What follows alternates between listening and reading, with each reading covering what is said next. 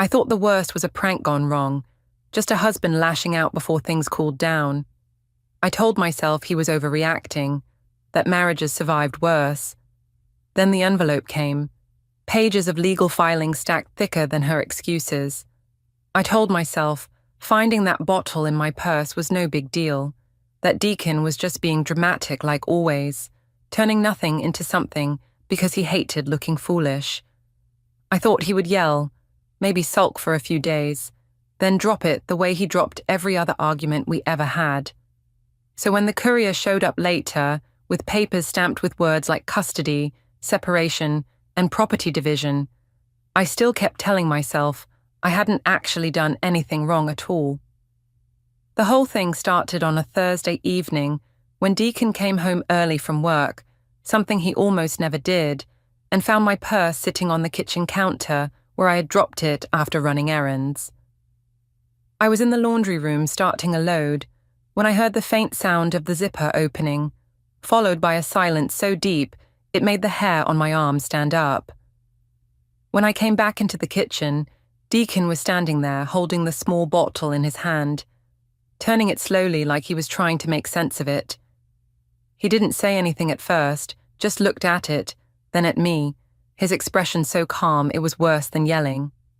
I told him it wasn't what it looked like, that people carried all kinds of personal things around, that it didn't mean anything. He asked why it was in my purse, and I said I didn't owe him explanations about every little thing I bought, that he was overreacting, that marriage wasn't about policing each other's belongings. He set the bottle down on the counter carefully, like it might break, and said he had been looking for a receipt because one of our bank statements didn't match. His voice was quiet, almost casual, but his eyes never left my face. I told him he was imagining problems because he worked too much, that he was tired and stressed, that maybe if he took a vacation, he wouldn't feel the need to interrogate me over something so small. He nodded once like he was filing away every word before going upstairs without another comment. When I told my sister Tanya about it later, she laughed and said men were ridiculous when they felt insecure, that Deacon was probably just going through some midlife thing and looking for reasons to feel important. She said I shouldn't let him make me feel guilty over nothing. I told her exactly what I told Deacon, that it wasn't a big deal, that he was twisting things in his head, that people in this family always liked drama when there wasn't any. Tanya agreed with me, said Deacon needed to lighten up, said he should be grateful I still kept the house running while he buried himself in work. It felt good having someone on my side, someone telling me I was right, because Deacon's silence after finding the bottle was starting to feel heavier than any argument would have been. The next day, he didn't mention it at all. He got up, made breakfast for our daughter Leela, reminded her about her school project, left for work like nothing had happened.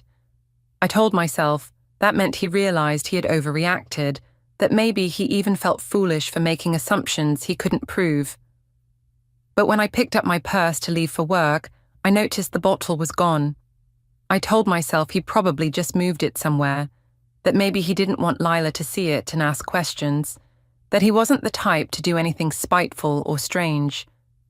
Deacon wasn't unpredictable like that. He was steady, calm, boring even. That was what made me so sure he would never actually do anything about the things he suspected. That evening, he sat through dinner with the same quiet politeness as always, listening to Lila talk about school, asking her about her science project, complimenting the spaghetti I made like we were a perfectly normal family. I kept waiting for him to bring it up again, to ask more questions, to accuse me of something, but he didn't. After Lila went to bed, I asked him directly if he was still upset about yesterday.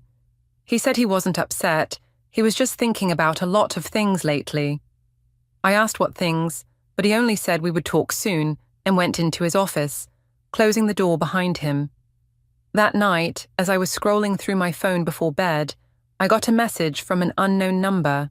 It said, "Check your office parking lot after hours. People see more than you think." My stomach dropped even though there was nothing in the message that said my name or Adrian's, nothing that proved it was about me at all.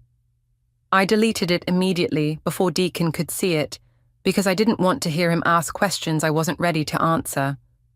I told myself, people in this town love to gossip, that someone probably saw me talking to Adrian after work once and decided to invent a whole story.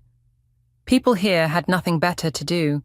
That was what I kept repeating to myself as I lay awake listening to Deacon moving around downstairs long after midnight. On Saturday, Tanya came over for coffee, and I told her Deacon was acting distant ever since finding the bottle. She said men got weird when they felt like they were losing control, that maybe he just needed to be reminded I wasn't doing anything wrong. She said I should talk to him, but only if I wanted to, that he would get over it eventually. I told her I wasn't worried, that Deacon always cooled off on his own, that he wasn't the type to make scenes. She agreed, saying he was too quiet, too polite, too worried about what people thought to ever do anything dramatic. But Sunday morning, I saw him in the driveway talking to a man in a suit I didn't recognize. They shook hands, spoke briefly, then the man left with a folder under his arm while Deacon watched him drive away. When I asked who it was, Deacon said it was someone from work, nothing important. He said it so casually I almost believed him. Almost. On Monday morning, Deacon left the house earlier than usual, and didn't say much beyond reminding Lila to grab her lunch before school. He didn't speak to me at all, not even the polite small talk he normally used when things were tense between us. I told myself he was just sulking, that he wanted me to feel guilty about the bottle and the gossip and whatever else he thought he knew, but I wasn't going to give him the satisfaction. At work, Adrian stopped by my desk to ask if I was okay, because he had noticed Deacon picking me up in silence the other day. I told him Deacon was being dramatic, that he liked to make big things out of nothing, that he always cooled off eventually. Adrian looked uneasy, like he wanted to say something else, but then one of our co-workers walked by, and he left without finishing his sentence.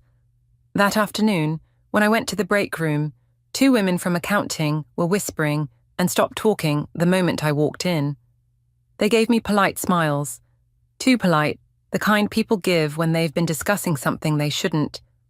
I pretended not to notice, got my coffee, and told myself it didn't matter what they said, because Deacon wasn't the type to believe gossip anyway.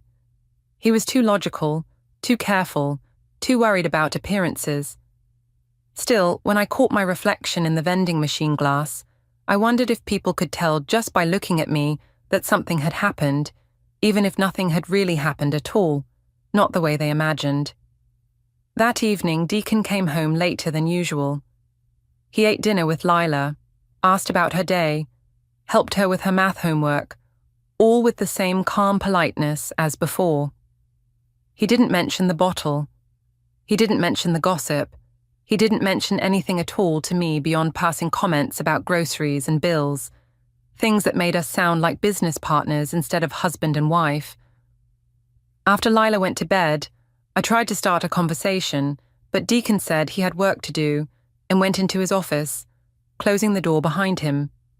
I called Tanya after that, telling her Deacon was freezing me out, acting like I had done something terrible when I hadn't. She said men hated feeling like they weren't in control, that he was probably just embarrassed about how people might be talking, that I shouldn't let him push me into apologizing for something I didn't do. I told her I was starting to wonder if Deacon was talking to someone, a lawyer maybe, because of the man I saw at the house on Sunday. Tanya said I was imagining things, that Deacon would never make a scene like that because he cared too much about his reputation. But on Wednesday, when I left work late, I saw Deacon's car parked across the street from my office building. He wasn't looking at me when I came out. He was talking to someone through his open window. A man in a grey suit handed him a small stack of papers before walking away. Deacon drove off without even glancing in my direction. When I got home, he was already there, helping Lila study for a test like nothing had happened, like he hadn't just been parked outside my office collecting God knows what from some stranger. That night, I asked him directly if he had been following me. He looked up from his laptop and said calmly that he had stopped by to see if I needed a ride home since it was late. I told him I already had my car, that he knew I didn't need a ride, but he just shrugged like it didn't matter. He didn't deny being there. He didn't explain the papers. He didn't even seem annoyed that I had asked. He just said it was a long day and went back to his laptop. The next morning, the whispers at work were louder. I heard my name once, then Adrian's, then Deacon's. When I walked into the break room, everyone went silent again. I told myself it didn't matter, that people thrived on drama because their own lives were boring, that Deacon wouldn't pay attention to rumors without proof. But when Adrian stopped by my desk at lunch, he said, maybe we should be more careful because people were starting to talk too much. I asked if he was scared of gossip, and he said he just didn't want to be dragged into something messy. He didn't stay to explain what he meant by messy. That evening at home, Deacon barely spoke to me, but he laughed at something Lila said during dinner. A real laugh, the first one I had heard from him in weeks. It made me feel like the stranger in the room, like the two of them were a family and I was just visiting. After Lila went to bed, I told him we needed to talk. He said we would soon, but not tonight. Then he went into his office again, closing the door the same way he always did lately, like whatever he was doing in there had nothing to do with me until he decided it was time. I told myself he was trying to scare me, that he wanted me to panic so I would explain things he couldn't prove.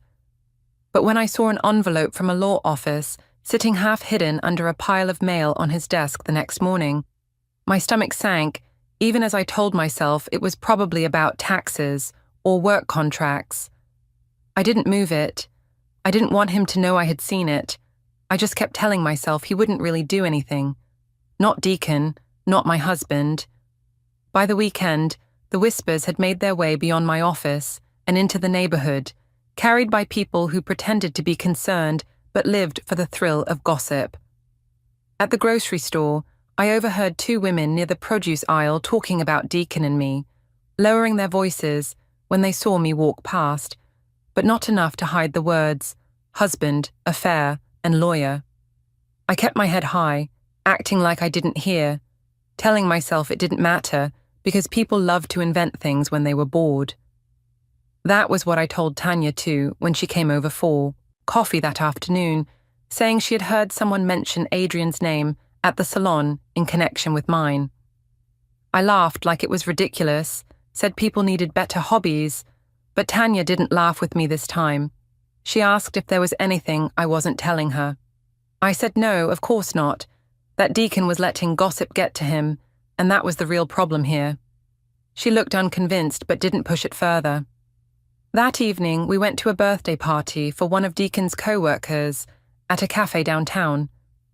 I thought being out together would make things look normal, maybe even shut people up if they saw us sitting side by side like everything was fine.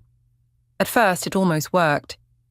People smiled, made small talk, asked about Lila, complimented the dress I was wearing, but then someone at the table joked about late nights at the office and how certain cars always seemed to be in the parking lot long after everyone else had left. The comment was light, tossed out like harmless humor, but several people glanced at me before looking away, and my face burned even though no one said my name. Deacon didn't laugh. He didn't defend me either.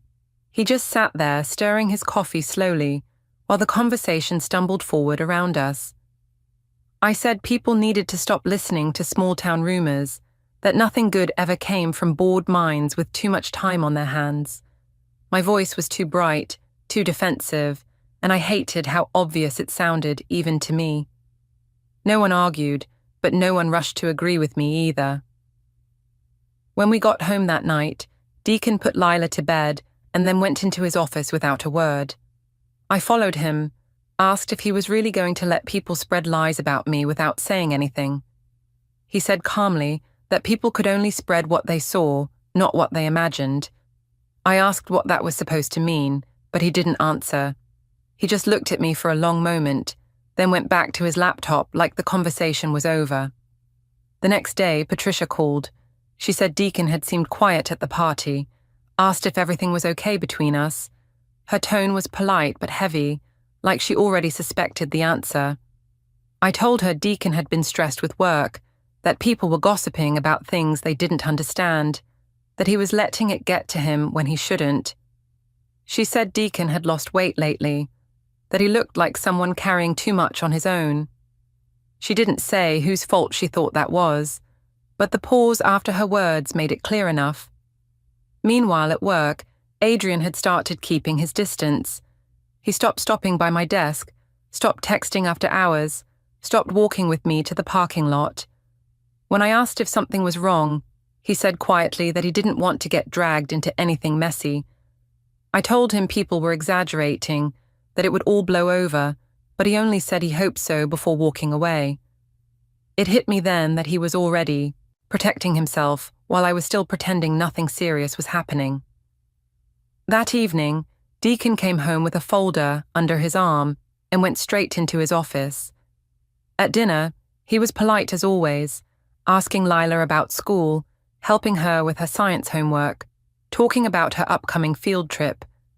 He didn't say a single word to me beyond passing the salt when I asked for it. After Lila went to bed, I told him we couldn't keep living like this, that people were starting to talk, that he was making things worse by acting so cold all the time. He said calmly that people were talking because of what they saw, not because of what he did. Then he carried his folder upstairs without another word. On Sunday, Tanya stopped by again. She said someone she knew had seen Deacon downtown, going into Keaton and Briggs' law offices late in the afternoon.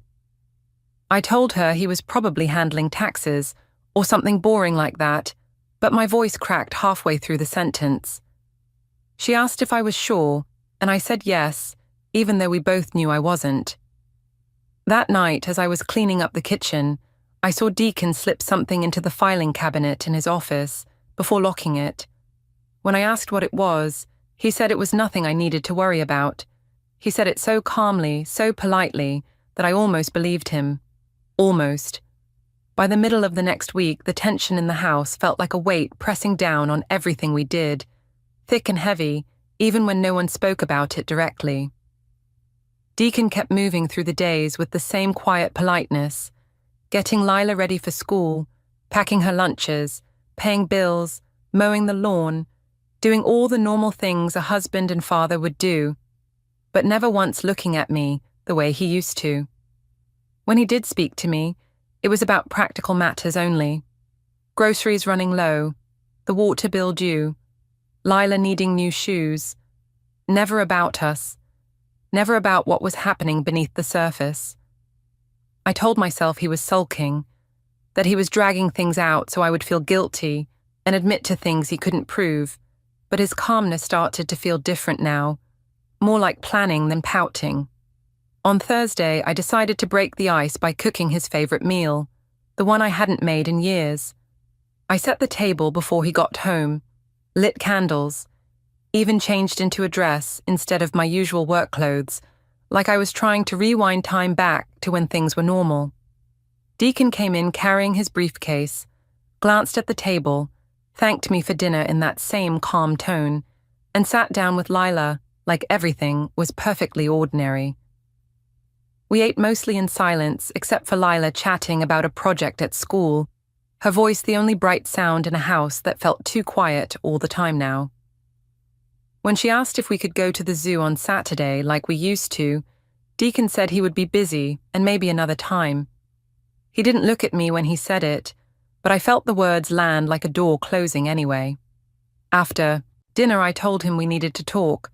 He said we would, but not tonight, and started clearing the plates while I just stood there watching him move around the kitchen, like a guest instead of a wife. I followed him into his office finally, frustrated, and said people were spreading ugly rumors, that it wasn't fair he was letting them make me look bad. He asked quietly if they were only rumors. I said of course they were, that small-town gossip didn't mean anything, that he should be defending me instead of acting like this. He didn't argue. He didn't even look angry. He just nodded once like he was making a mental note and told me again that we would talk soon.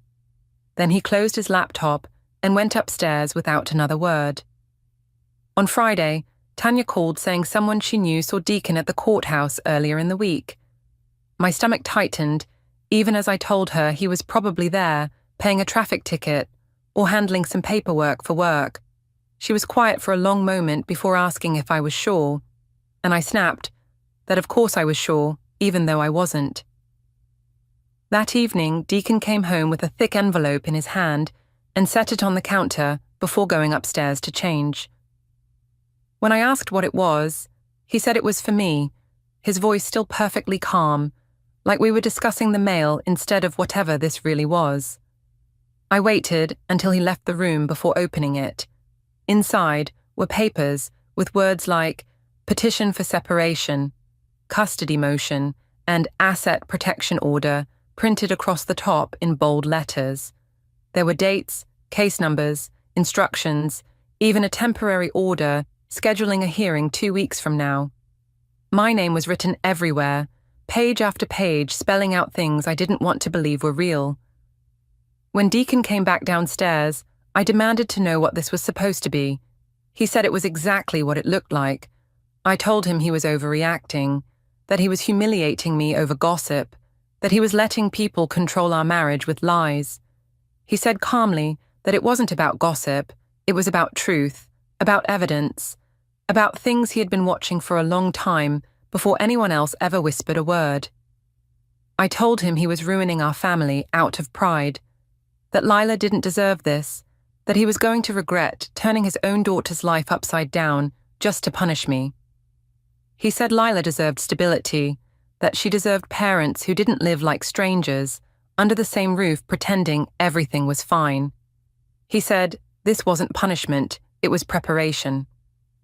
When I called Tanya in tears later, she didn't rush to take my side the way she used to. She asked if there was anything I had done that might have given Deacon a reason to believe what people were saying. I told her no, that this was all in his head, that he was twisting things around to make me look guilty. She didn't argue, but she didn't agree either. That night, Deacon told Lila she would spend the weekend with his parents because they missed her and wanted to take her shopping. He didn't ask me if I minded. He just told me like it was already decided. When Ruth came to pick her up Saturday morning, she barely looked at me while helping Lila pack a small suitcase. Deacon stood by the door the whole time, talking quietly with his mother, like I wasn't even in the room. After they left, the house felt too big and too quiet all at once, the papers still sitting on the counter where I had left them, the black letters spelling out things I kept telling myself would never actually happen. The following week began with phone calls from lawyers, paperwork arriving in the mail, and Deacon moving through it all with the same steady calmness that was starting to scare me more than shouting ever could. He didn't ask me to sign anything yet, didn't demand explanations, didn't even bring up the contents of the envelope I had read 3 times trying to convince myself it wasn't real. He just started arranging things like this was business, like our marriage was a company he was dissolving, and I was just another name on a list of assets to divide. On Monday he left early, wearing his only navy suit, the one he used for work conferences, and when he came back that afternoon, he had another folder under his arm and a look on his face that told me he had spent the entire day with lawyers while I sat at home waiting for him to finally talk to me. He didn't. He made dinner for himself and Lila when she came home from school, asked about her homework, reminded her to pack her gym clothes for the next day, and never once looked at me sitting across the table saying nothing. On Wednesday, my own lawyer explained what Deacon had filed so far. Temporary custody arrangements, giving him primary care of Lila until a hearing date, an asset protection order, freezing our joint accounts so nothing could be moved or sold, a preliminary request for the house, because he claimed it would give Lila stability if she stayed with him. I told the lawyer Deacon was overreacting, that this was all because of rumors and gossip, but she said Deacon had presented evidence, receipts, text records, even a statement from someone at my office who claimed they had seen Adrian and me together more than once after hours. My lawyer asked if the statement was true. I told her it was exaggerated, twisted by people with nothing better to do, but I could tell she didn't believe me completely. That evening, I finally asked Deacon if this was really what he wanted, if he was seriously trying to take our daughter, our house, our entire life away over gossip. He said it wasn't gossip. He said it was 15 years of watching me treat him like a background character while pretending I hadn't done anything wrong. His voice never rose, not once, but there was something final in it that made my throat close up before I could answer. On Friday, the temporary custody hearing happened so quickly, I barely understood what was going on. Deacon showed up in his navy suit again, with his lawyer beside him, calm and polite as always, presenting his files and timelines, like this was just another project at work he had been assigned to finish. He didn't look at me when the judge read through everything, didn't look at me when my lawyer tried to argue the rumors weren't proof of anything, didn't look at me when the judge granted him primary custody until the full hearing next month. He only looked at the papers in front of him, like the outcome was never in question. When Ruth and Howard came to pick Lila up that evening, Ruth didn't say much beyond telling Lila to pack enough clothes for the week. Lila hugged me goodbye, like she wasn't sure how long she would be gone this time, asking if we were all going to the zoo when she came back. And I couldn't answer her because Deacon was standing there holding the car keys, like everything had already been decided. The next day, more documents arrived. Financial statements showing which accounts were frozen, instructions about visitation schedules, even rules about what I could and couldn't sell from the house while the case was pending. Deacon left the envelope on the counter, without a word, before going upstairs to his office where he stayed most of the afternoon. I sat at the kitchen table, reading every page twice, while the house felt quieter than it ever had before. Tanya called that evening asking if it was true Deacon had been granted temporary custody. When I told her yes, she was silent for a long time before finally saying maybe it would be better to settle things privately before the final hearing. I said Deacon wouldn't listen to me, that he had already made up his mind, but she only said he sounded serious in a way she hadn't heard from him before. On Sunday afternoon, I saw Deacon loading boxes into the trunk of his car. When I asked what he was doing, he said he was taking some documents to his lawyer so they could prepare for the next hearing. He said it calmly, like this was all routine now, like this wasn't our marriage ending piece by piece while he carried folders and timelines out the door without even looking back. I told him again he was going to regret this, that he was letting gossip destroy everything, but he just said the court didn't deal in gossip. It dealt in facts. Then he closed the trunk and drove away, while I stood there on the driveway, realizing I didn't even know what evidence he had left to show them. 2 weeks later, the final hearing came, grey skies hanging low over the courthouse, as if the weather itself knew what was about to happen. Deacon arrived early with his lawyer, carrying that same black folder he had been filling for weeks, while I kept telling myself there was still time to fix this. He didn't look at me when I walked in, didn't greet me, didn't even nod in my direction. It was like I wasn't part of the conversation anymore, like everything had already been decided, and we were just here to make it official. The judge began by reviewing the paperwork Deacon had submitted, bank statements showing how he had handled nearly every bill and expense for years, phone records matching dates, and times when I told him I was working late, even sworn statements from 2 people at my office who claimed they saw Adrian and me in the parking lot after hours more than once. My lawyer objected to some of it, said the rumors didn't prove anything, but the judge kept reading silently, while Deacon sat there calm and steady, like he had nothing to be nervous about at all. When Deacon finally spoke, his voice was quiet and even, never rising, never trembling. He said this wasn't about punishing anyone, but about giving Lila stability, about making sure she lived in one home where things were consistent instead of being passed back and forth between parents who couldn't even sit in the same room anymore. He said the house should stay with the parent who had custody so she wouldn't have to change schools or leave the neighborhood she knew. He didn't accuse me directly of anything, didn't point at me or raise his voice, but every word carried the weight of all the things he hadn't said these past months while he was gathering every receipt, every statement, every document stacked neatly in that black folder on the table in front of him. When it was my turn to speak, I said people had exaggerated things, that nothing they were whispering about was as serious as Deacon wanted to believe, that the marriage had problems, like any marriage, but nothing worth tearing our whole lives apart over. My voice sounded too fast, too defensive, especially after Deacon's calm explanations that made everything sound so reasonable, so inevitable.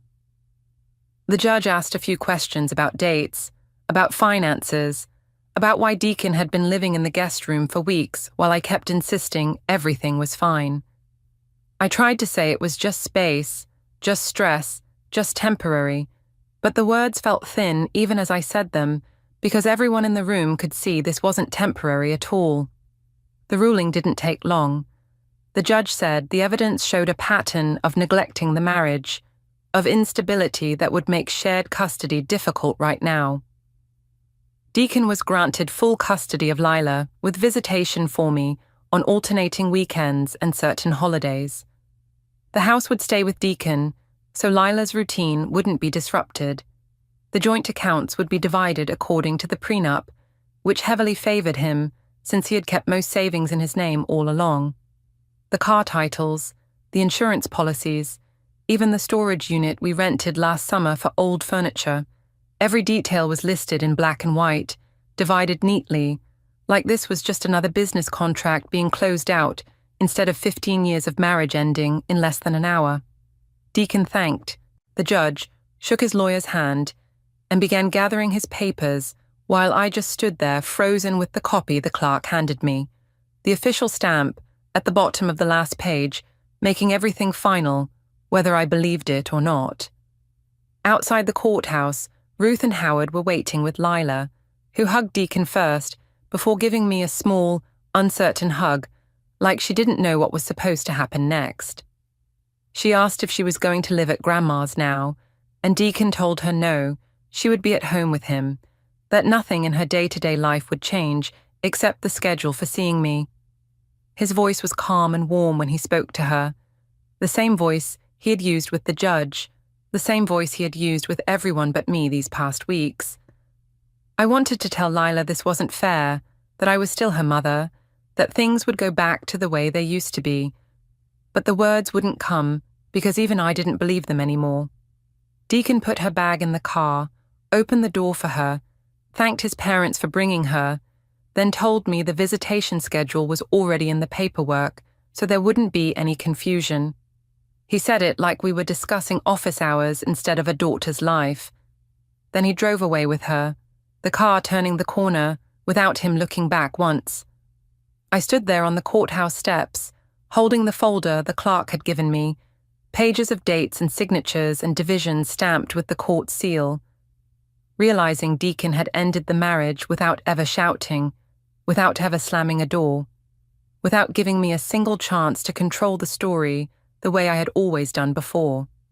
He had taken everything, custody, the house, the money, even the last word, and left me standing there with nothing but papers flapping in the wind while people walked past, not even glancing at the woman who just lost her entire life in under an hour. Don't forget to hit like, subscribe, and turn on the bell so you don't miss the next story. Write in the comments from which city you are watching.